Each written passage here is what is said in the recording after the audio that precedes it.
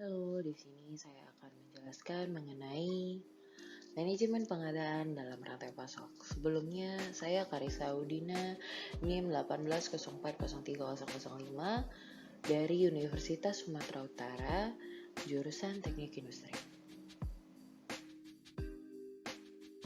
Manajemen pengadaan dalam rantai pasok. Untuk yang pertama yaitu definisi, penjelasan mengenai apa itu manajemen pengadaan dalam rantai pasok. Kemudian ada tujuan. Akan dijelaskan mengenai tujuan manajemen pengadaan dalam rantai pasok itu sendiri. Kemudian juga tugas. Tugas menjelaskan mengenai tugas-tugas yang dilakukan Departemen Manajemen Pengadaan dan juga supplier. Supplier merupakan bagian utama dalam melakukan pengadaan.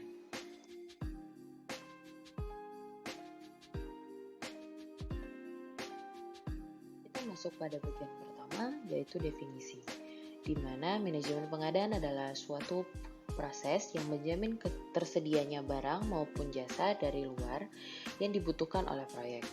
Dan juga, manajemen pengadaan diperlukan pada proses perencanaan, pelaksanaan, dan proses penyerahan proyek.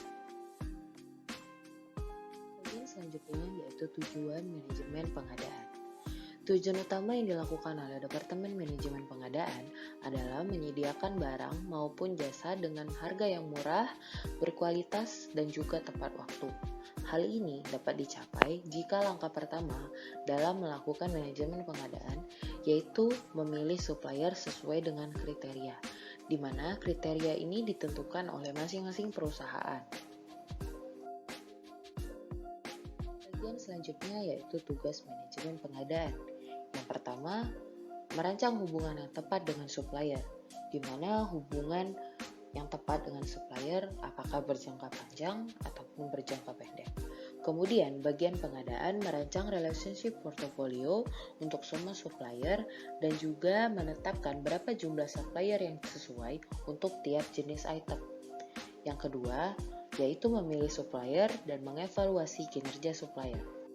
Dalam memilih supplier, itu membutuhkan waktu dan juga sumber daya yang tidak sedikit. Kesulitan yang dicapai juga lebih tinggi bila supplier berada di mancanegara. Kemudian, mengevaluasi kinerja supplier itu dilakukan secara bertahap dan dilakukannya penilaian, yang mana nantinya penilaian dijadikan masukan untuk supplier guna meningkatkan kinerja mereka.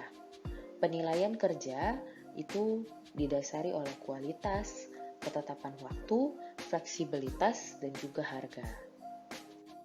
Kemudian untuk tugas yang ketiga, yaitu memilih mengimplementasikan teknologi yang cocok. Untuk yang keempat, yaitu memelihara data item yang dibutuhkan, data supplier, dan melakukan proses pembelian. Data-data yang diperlukan yaitu nama dan alamat supplier, item apa saja yang dipasok, harga per unit, lead time pengiriman, kinerja masa lalu, kualifikasi supplier, serta melakukan proses pembelian, apakah itu pembelian rutin atau melalui tender ataupun juga lelang.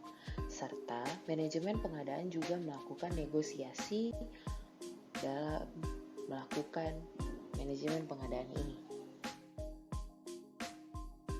Kriteria pemilihan supplier, di mana pemilihan supplier ini merupakan satu faktor kesuksesan sebuah perusahaan dan juga bagian pengadaan untuk mencapai keunggulan dalam bersaing.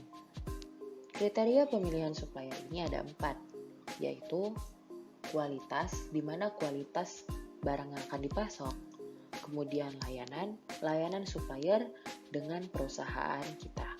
Kemudian juga harga yang diberikan pada item-item yang akan kita beli dan juga pengiriman. Cepat atau lambatnya pengiriman itu dilakukan. Selanjutnya yaitu proses pemilihan supplier. Yang pertama yaitu tentukan kriteria pemilihan. Untuk yang kedua yaitu tentukan bobot masing-masing kriteria. Yang ketiga, identifikasi dan evaluasi masing-masing calon supplier dengan kriteria yang ada. Kemudian, yang keempat itu hitung nilai bobot masing-masing supplier. Dan yang kelima, berupa urutan supplier berdasarkan bobot yang didapatkan calon supplier.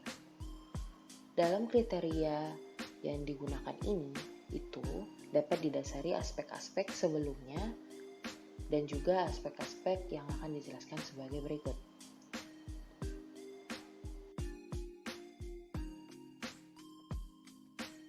Seleksi supplier.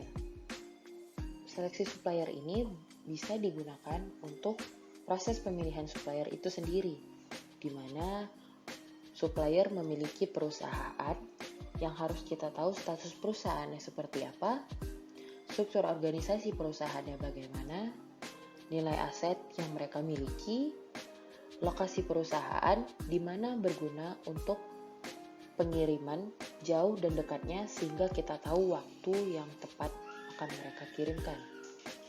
Kemudian,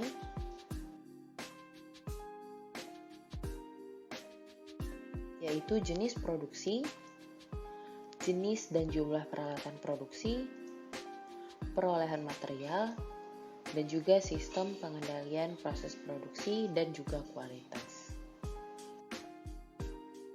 Sekian penjelasan saya mengenai manajemen pengadaan dalam rantai pasok. Lebih dan kurang saya mohon maaf. Terima kasih telah mendengarkan. Sampai jumpa.